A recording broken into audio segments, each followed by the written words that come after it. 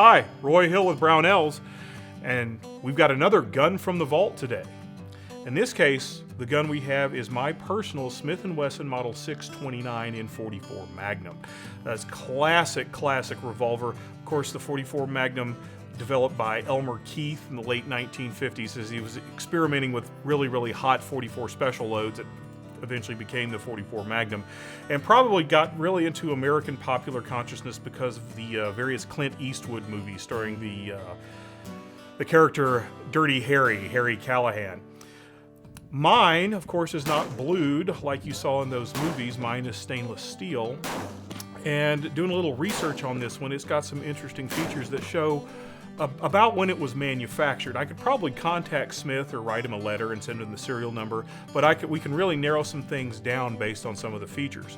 First off, this has a 6-inch barrel that is pinned, and you see the little pin right there. 29 or 629 as the stainless steel versions were called or designated by Smith. The barrel is held in partially with this little pin in the frame. So it's got a 6-inch barrel that is pinned. The barrels were restricted to only 6 instead of at least 6.5 inches starting in 1979. So it's pinned, and also the chambers, if you open up the cylinder, the chambers are recessed. There's a little space cut out of the mouth of each chamber there, so when you drop the cartridge in there, the rim of the cartridge sits flush down into there, so it's recessed to allow the cartridge to drop all the way flush down in there.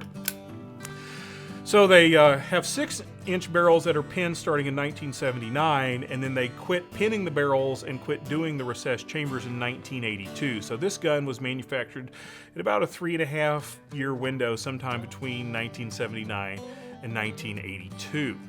Some other cool things I've learned about this pistol as I was doing some research so I could share this with you in this video is this gun has what are sometimes referred to by hardcore Smith & Wesson aficionados as the 3 T's. It's got a target hammer, a target trigger, and target grips.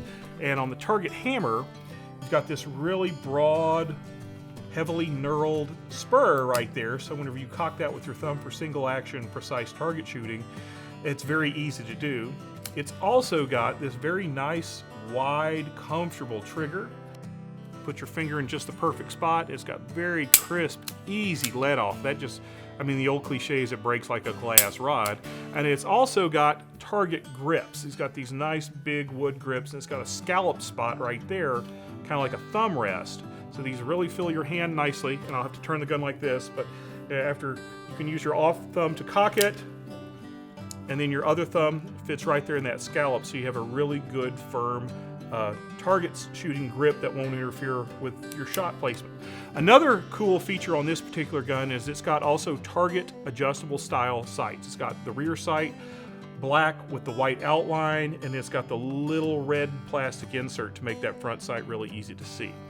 But I really like shooting this gun. 44 Magnum is a very versatile cartridge. You can get it in different bullet weights, different loadings. You can also shoot 44 special in this gun, which I've done quite often. It's a really fun target round with a big heavy revolver like this. And if you get in the higher end 44 Magnum rounds, it's even suitable for hunting. I mean, there are guys who are a lot better pistol shots than I am, who do things like take deer-sized animals at around 200 yards with these. I've hit steel targets with this pretty easily at 100 yards. I've never fired it at 2, but that's something I would really like to try someday. But all in all, this is a really cool revolver. It's a lot of fun to own and shoot, and if you ever get a chance to snag one of these, I'd do it. Thanks for watching. Be sure to tune in next time we get another gun from the vault.